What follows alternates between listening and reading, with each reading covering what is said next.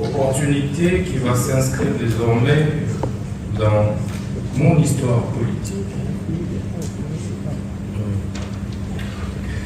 Depuis d'abord, étant croyant de naissance, je voudrais commencer par Psaume 34, 19, qui dit ceci: le malheur atteint souvent les justes, et Dieu l'en délivre toujours. Amen. Le Dieu que je sers depuis mon enfance, avec sincérité, celui pour qui j'ai refusé de me compromettre au ministère de la Justice, en servant les pauvres, les orphelins, les veuves, les justes et les vivants. Il ne m'a jamais abandonné, quelles que soient les épreuves. Je crois en lui et je sais qu'il me viendra au secours, même en dernière minute. C'est pourquoi, Monsieur le Premier Président, je veux également dire que l'histoire méritable et Dieu de mes ancêtres me rétablira et me justifiera, je veux dire. J'ai dû démissionner de mes fonctions de ministre d'État, ministre de la Justice et garde-sceau après avoir rendu des loyaux services à la République, pris autant de risques pour ce pays. Face à une guerre d'agression qui était pendante, tout le monde a lâché. J'étais libre et prêt à donner ma vie pour cette République. Mais aujourd'hui, cette justice que j'ai servie avec tant d'amour m'a tout arraché, mon honneur, ma crédibilité, ma dignité, mon directeur de cabinet.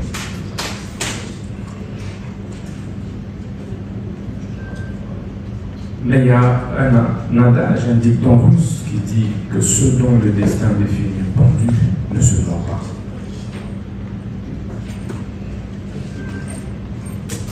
Monsieur le Président, ce procès de ma vie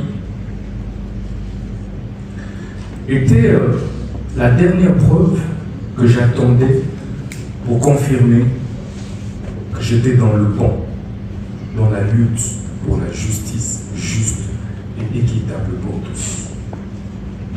Ça ne me serait pas arrivé, je douterais de moi et de la lutte que j'ai menée depuis l'école, où j'ai créé, alors que je n'avais que 15 ans, l'association de lutte contre la tricherie.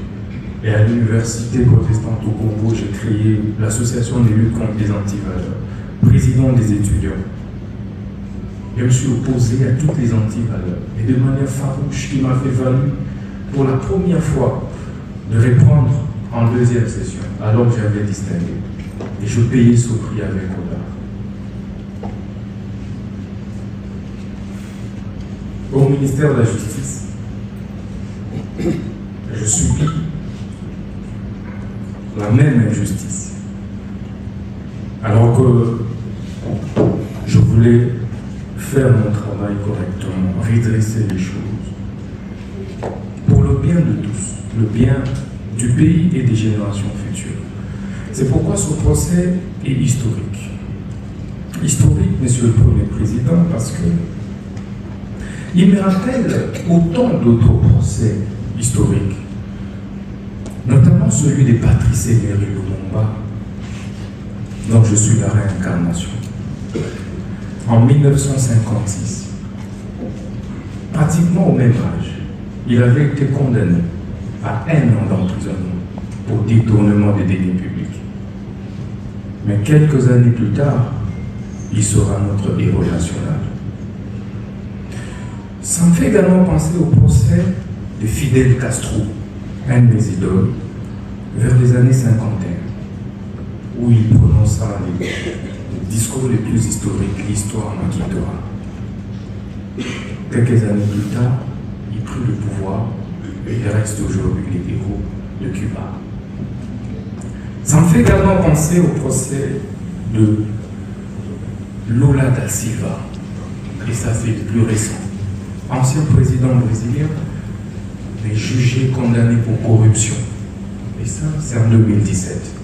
Au sortir de la prison, il a été président de la République jusqu'aujourd'hui. Ce procès me fait penser au procès d'Étienne Tshisekedi Lumumba et de ses compagnons de lutte vers les années 80, parce qu'il luttait pour le changement.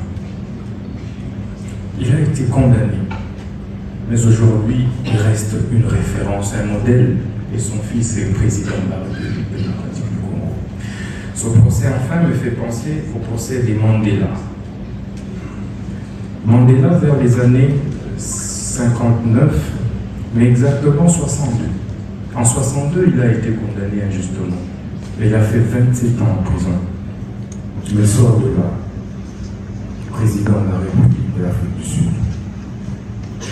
Et Monsieur le Président, vous verrez que c'est pratiquement au même âge, c'était pratiquement à mon âge, que tous ces grands leaders ont connu des procès injustes. Et c'est ça qui construit ma conviction et qui m'a construit ce mental d'acier de faire face à cette épreuve que je ne conseillerais et souhaiterais à personne dans la vie, même pas au ministère public, parce que ça m'a déchiré, parce que ça m'a détruit intérieurement. J'ai été trahi, mais un jour je parlerai. Je suis un homme de l'État, je me tais. Le ministère public sait que je suis incapable. Je suis très content parce qu'il est épinglé sa nièce qui a fini une année après moi à l'université. Je suis un homme, certes avec beaucoup de défauts, parce que je ne tue pas Dieu. Mais j'essaie d'être correct, sincère et honnête. Pour preuve, je ne me suis pas contredit lors de différentes auditions, que ce soit au niveau du parquet, que ce soit ici. Parce que je pense que quand on est gouvernant, on doit assumer ses actes. Et je voulais assumer tout ce que j'ai fait. Même si mes collaborateurs ont posé un acte, je suis responsable, j'assume en tant que responsable. Ce procès, Monsieur le Président, c'est donc me fait penser à un syllogisme simple. Le premier, l'on demande, l'on instruit le ministre d'État, mais la justice, le garde des Sceaux, à construire une prison. Le ministre d'État, mais la justice, s'active à construire cette prison. Et on conclut par la suite en disant que le ministre de la Justice a détourné les fonds destinés à la construction de la prison, alors que ces fonds sont l'objet en banque. Toutes les autorités ont été informées. Deuxième syllogisme qui résume ce procès, c'est le ministère public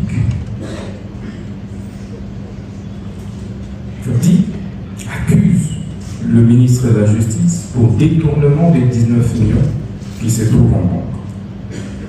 Or, ces 19 millions n'ont jamais été décaissés, touchés, je veux dire.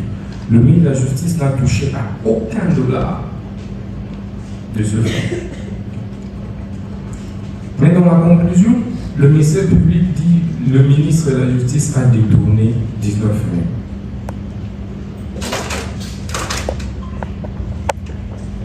Je suis perdu face à ces syllogismes. Mais ce procès et ces syllogismes ne me surprend pas. Pourquoi ça ne me surprend pas? Parce que ce n'est pas la première fois que le ministère public ait fait un réquisitoire contre moi. À peine 3 mois que j'étais nommé ministre de la Justice, le ministère public, le même, PG Cassation, avait déjà fait un réquisitoire pour me faire arrêter.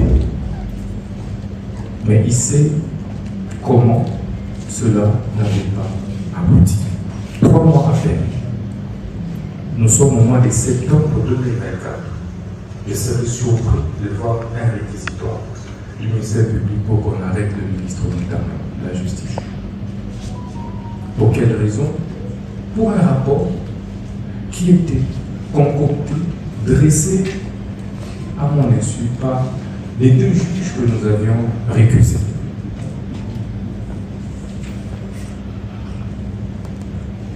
Monsieur le Président, vous comprendrez que ça ne surprend pas. Parce que il y a eu des divergences de fond sur les réformes que nous devions ensemble engager. Et on ne s'est pas mis d'accord. Est-ce pour autant que l'on puisse recourir à la justice pour pouvoir régler ces divergences? Je ne pense pas.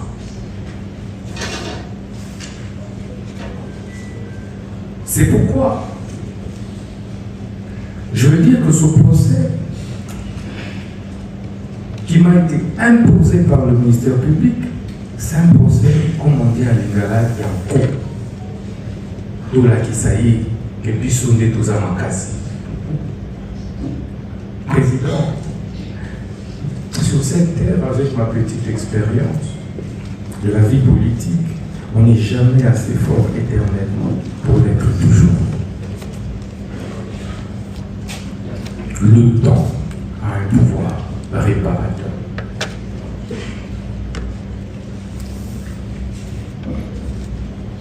Monsieur le Président, j'ai l'avantage d'être jugé par les hauts magistrats, les juges que je connais, que je côtoyais comme ministre de la Justice.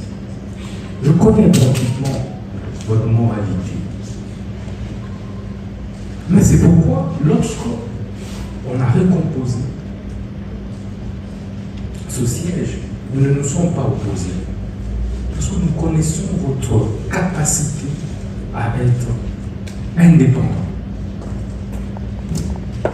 Notre combat ensemble a été et a toujours été d'éviter des interférences des politiques sur les judiciaires et de la hiérarchie sur les judiciaires. On a organisé des états généraux pour ça. Je suis sûr qu'il y a des professeurs d'université qui m'ont aussi fréquenté parmi vous. Vous connaissez mon intégrité. Je n'ai pris aucun dollar de l'État.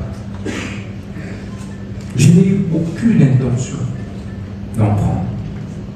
On m'a obligé de démissionner de mes fonctions. Et je l'ai fait.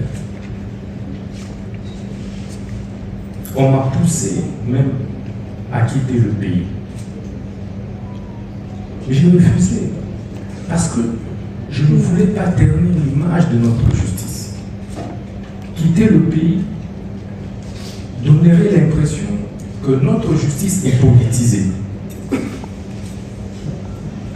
C'est pourquoi j'ai accepté, malgré la maladie, malgré tout ce que j'ai connu par la suite, d'affronter. D'affronter votre haute sagesse. Que vous n'êtes pas obligé, vous n'êtes pas appelé, vous, hauts magistrats, la plus haute instance judiciaire de notre pays, à régler nos problèmes de leadership au sein du gouvernement au niveau de la justice. Si je gênais, ce n'était pas la justice.